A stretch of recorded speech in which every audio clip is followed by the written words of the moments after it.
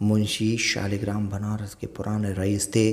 जीवन वृत्ति वकालत थी और पैतृक संपत्ति भी अधिक थी। दशाश्वमेध घाट पर उनका वैभवान्वित गृह आकाश को स्पर्श करता था। उदार ऐसे कि 25-30 हजार की वार्षिक आय भी व्यय को पूरी न होती थी। साधु ब्राह्मणों के बड़े श्रद्धावान थे। वे जो कुछ कमाते वह स्वयं ब्रह्मभोज और साधुओं के भंडारे एवं सत्कार्य में व्यय हो जाता। नगर में कोई साधु महात्मा आ जाए वह मुंशी जी का अतिथि। संस्कृत के ऐसे विद्वान की बड़े बड़े पंडित उनका लोहा मानते थे। वेदांतीय सिद्धांतों के वे अनुयायी थे। उनके चित्त की प्रवृत्ति वैराग्य की ओर थी। मुंशी जी को स्वभावतः बच्चों से बहुत प्रेम था। मोहल्ले भर के बच्चे उनके प्रेमवारी से अभिसंचित होते रहते थे। जब वे घर से निकलते थे तब बालकों का एक दल उसके साथ होता जाता था।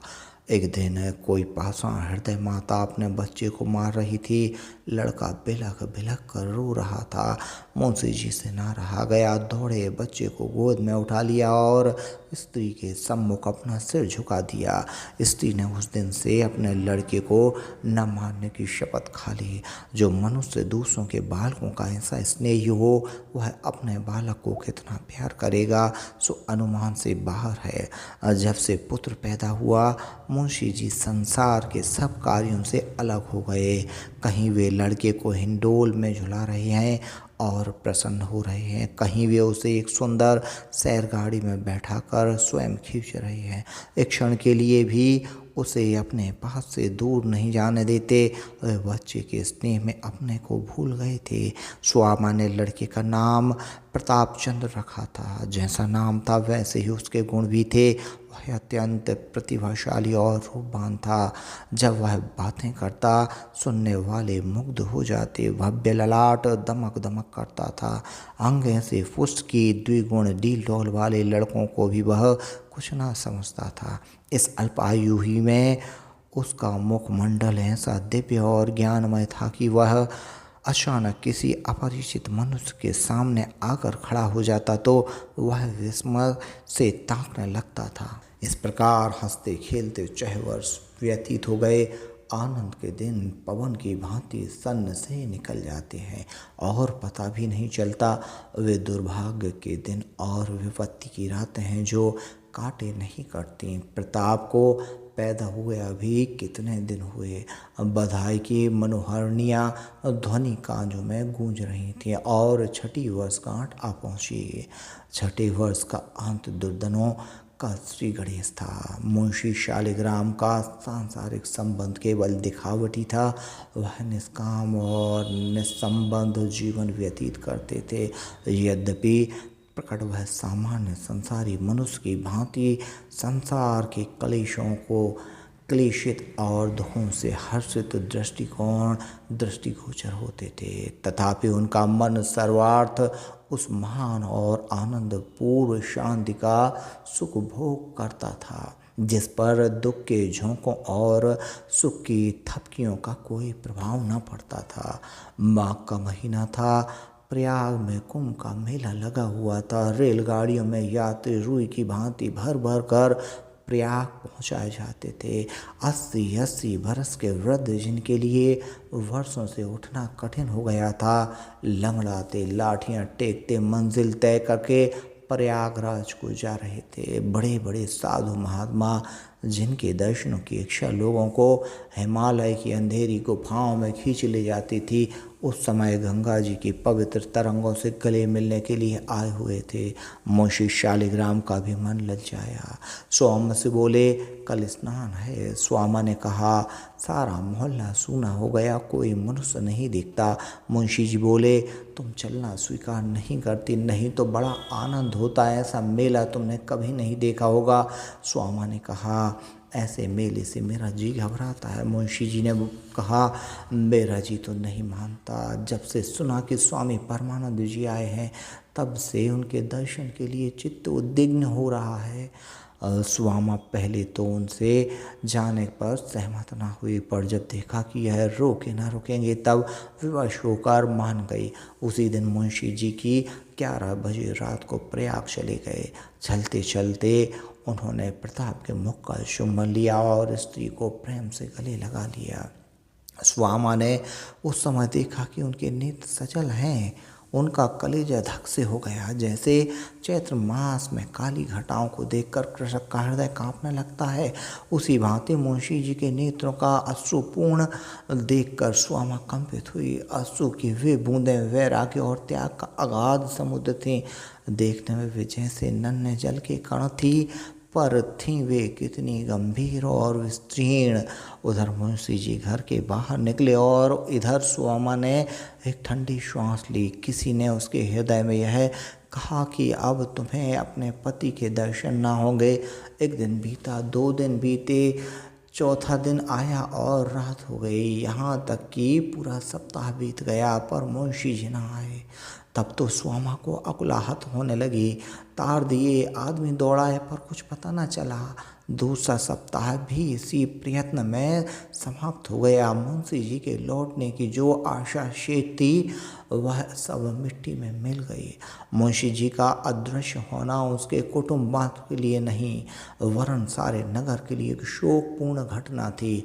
हाटों में, दुकानों पर, हथाइयों में, अर्थात चारों ओर यही वार्तालाप होता था। जो सुनता वही शोक करता, क्या धनी क्या निर्धन, यह शोक सबको था। उसके कारण चारों उत्साह फैल रहा था। अब एक आदमी उदासी छा रही थी। जिन गलियों से वे बालकों का झुंड लेकर निकलते थे, वहाँ अब धूल उड़ रही थी। बच्चे बराबर उनके पास आने के लिए रोते और हट करते थे। उन बेचारों को यह सुध कहाँ थी कि अब प्रमोद सभा भंग हो गई है। उनकी माताएं आंचल में मुख ढांप ढांप कर रोती, मानो उनका सगा प्रेमी मर गया हो। वैसे तो मुंशी जी के गुप्त हो जाने का रोना सभी रोते थे, परंतु सबसे गाढ़े आंसू उन अड़थियों और महाजनों के नेत्रों से गिरते थे, जिनके लेन देन का लेखा अभी नहीं हुआ था। उन्होंने 10-12 दिन जैसे तैसे करके काटे। पश्चात एक एक करके लेखा के पत्र दिखाने लगे। किसी ब्रह्म बोझ में 100 रुपये का घी आया है और मूल्य नहीं दिया गया। कहीं से 200 का मैदा आया हुआ है। बजाज का सहस्त्रों का लेखा है। मंदिर बनवाते समय एक महाजन के 20 सहस्त्र ऋण लिया था, वह अभी वैसे ही पड़ा है। लेखा की तो यह दशा थी। सामग्री की यह दशा कि एक उत्तम गृह और तत्संबंधी सामग्रियों के अतिरिक्त कोई वस्तु ना थी जिससे कोई बड़ी रकम खड़ी हो सके। वो संपत्ति बेचने के अतिरिक्त अन्य कोई उपाय न था जिससे धन प्राप्त करके ऋण चुकाया जा सके। बेचारी स्वामा से नीचा किए हुए चटाई पर बैठी थी और प्रतापचंद अपने लकड़ी के घोड़े पर सवार आंगन में टक टक कर रहा था कि पंडित मोटेराम शास्त्री, जो कुल को पुरोहित थे, मुस्कुराते हुए भीतर आए। उन्हें प्रसन्न देखकर निराश स्वामा चौंक कर उठ बैठी और शायद यह कोई शुभ समाचार लाए हैं, ये सोचने लगी। उनके लिए आसन बिछा दिया और आशा भरी दृष्टि से देखने लगी। पंडित जी आसन पर बैठे और सूंघनी सूंघते हुए बोले, तुमने महाजनों का लेखा देखा? स्वामा ने शांतिपूर्ण शब्दों में कहा, हाँ देखा तो। मोटेराम ने कहा, रकम बड़ी गहरी है। मुंशी जी ने आगा पीछा कुछ न सोचा, अपने यहाँ कुछ हिसाब किताब न रखा। स्वामा, हाँ अब तो यह रकम गहरी है, नहीं तो इतने रुपए का एक एक भोज में उठ गए हैं। मोटेराम बोले, सब दिन समान नहीं होते। स्वामा ने कहा, अब तो जो ईश्वर करेगा सो होगा, क्या कर सकती हूँ। मोटेराम बोले, हाँ ईश्वर की इच्छा तो मूल ही है, मगर तुमने ही कुछ सोचा है? स्वामा ने कहा, हाँ गाँव बेच डालूंगी। मोटेराम बोले, राम राम, यह क्या करती हो? भूमि बिक गई तो फिर बात क्या रह जाएगी? मोटेराम ने कहा, भला पृथ्वी हाथ से निकल गई तो तुम लोगों का जीवन निर्वाह कैसे होगा? स्वामा ने कहा, हमारा ईश्वर मालिक है, वही बेड़ा पार करेंगे। मोटेराम फिर बोले, यह तो बड़े अफसोस की बात होगी कि ऐसे उपकारी पुरुष के लड़के भले दुख भोगें। स्वामा ने कहा, ईश्वर की यही इच्छा है तो किसी का क्या बस। मोटेराम बोले, भला मैं एक युक्ति बता दूं कि सांप भी मर जाए और लाठी भी ना टूटे? स्वामा बोले, हाँ बताइए, बड़ा उपकार होगा। मोटेराम ने कहा, पहले तो एक दरख्वास्त लिखवा कर कलेक्टर साहब को दे दो कि मालगुजारी माफ़ की जाए, बाकी रुपए का बंदोबस्त हमारे ऊपर छोड़ दो, हम जो चाहेंगे करेंगे, परंतु इलाके पर आँच ना आने देंगे। स्वामा ने कहा, कुछ प्रकट भी तो हो, आप इतने रुपए कहाँ से लाएंगे? मोटे राम ने कहा, तुम्हारे लिए रुपए की क्या कमी है? मुंशी जी के नाम पर बिना लिखा पढ़ी के 50,000 रुपये का बंदोबस्त हो जाना कोई बड़ी बात नहीं है। सच तो यह है कि रुपए रखा हुआ है, तुम्हारे मुंह से हाँ निकलने की देरी है। स्वामा ने कहा, नगर के भद्र पुरुषों ने एकत्र किया होगा। मोटे राम ने कहा, हाँ, बात की बात में रुपए एकत्र हो गया, साहब का इशारा बहुत था। स्वामा बोले, कर मुक्ति के लिए प्रार्थना पत्र मुझसे न लिखा जाएगा और मैं अपने स्वामी के नाम ऋण ही लेना चाहूँगी, तो मैं सबका एक एक पैसा अपने गांव ही से चुका दूंगी। यह कहकर स्वामा ने रुखाई से मुँह फेर लिया और उसके पीले तथा शोकान्वित बदन पर क्रोध सा झलकने लगा। मोटे राम ने देखा कि बात बिगड़ना चाहती है तो संभल कर बोले, अच्छा, जैसी तुम्हारी इच्छा, इसमें कोई ज़बरदस्ती नहीं है, मगर यदि हमने तुमको किसी प्रकार का दुख उठाते देखा तो उस दिन प्रलय हो जाएगी, बस इतना समझ लो। स्वामा बोली, तो आप क्या यह चाहते हैं कि मैं अपने पति के नाम पर दूसरी की कृतज्ञता का भार रखूं? मैं इसी घर में जल मरूंगी, अनशन करते करते मर जाऊंगी, पर किसी की उपकृति न बनूंगी। मोटे राम ने कहा, शीशी, तुम्हारे ऊपर निहोरा कौर कर सकता है, कैसी बात मुख से निकाली हो? ऋण लेने में कोई लाज नहीं है, कोई रईस है जिस पर 1,00,000-2,00,000 का ऋण ना हो। स्वामा ने कहा, मुझे विश्वास नहीं होता कि इस ऋण से निहोरा है। मोटे राम फिर बोले, स्वामा, तुम्हारी बुद्धि कहाँ गई? भला इस प्रकार के दुख उठा लोगी, पर क्या तुम इस बालक पर दया नहीं आती? मोटे राम की यह चोट बहुत कड़ी लगी। स्वामा सजल नयन हो गई। उसने पुत्र की ओर करुणा भरी दृष्टि से देखा।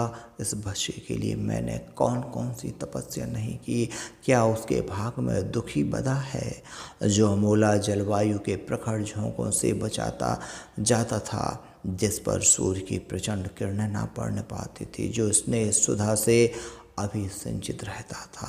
क्या वह आज इस जलती हुई धूप और इस आग की लपट में मुरझाएगा? स्वामा कई मिनट तक इसी चिंता में बैठी रही। मोटे राम मन ही मन प्रसन्न हो रहे थे कि अब सफलीभूत हुआ। इतने में स्वामा ने सिर उठाकर कहा, जिसके पिता ने लाखों को जिलाया खिलाया वह दूसरों का आश्रित नहीं बन सकता। यदि पिता का धर्म उसका सहायक होगा तो स्वयं 10 को खिलाकर खाएगा। लड़के को बुलाते हुए बोली, बेटा तनिक यहाँ आओ, कल से तुम्हारी मिठाई, दूध, घी सब बंद हो जाएंगे, रोगे तो नहीं? यह कहकर उसने बेटे को प्यार से बैठा लिया और उसके गुलाबी गालों पर पसीना पहुँचकर चुंबन कर लिया। प्रताप बोला, क्या कहा? कल से मिठाई बंद होगी? क्यों, क्या हलवाई की दुकान पर मिठाई नहीं है? स्वामा ने कहा, मिठाई तो है बेटा, पर उसका रुपए कौन देगा? प्रताप बोला, हम बड़े होंगे तो उसको बहुत सा रुपए देंगे। चल खटखट देख माँ, कैसा तेज घोड़ा है। स्वामा की आंखों में फिर जल भर आया। हाँ हंत, इस सौंदर्य और सुकुमारता की मूर्ति पर अभी से दरिद्रता की आपत्तियां आ जाएंगी। नहीं नहीं, मैं स्वयं सब भोग लूँगी, परंतु अपने प्राण प्यारे बच्चे के ऊपर आपत्ति की परछाई तक न आने दूंगी। माता तो यह सोच रही थी और प्रताप अपने हठी और मुंहजोर घोड़े पर चढ़ने में पूर्ण शक्ति से लीन हो रहा था। बच्चे मन के राजा होते हैं। अभिप्राय है कि मोटे राम ने बहुत जाल फैलाया और विविध प्रकार का वाक चातुर्य दिखलाया, परंतु स्वामा ने एक बार नहीं करके हाँ ना कही।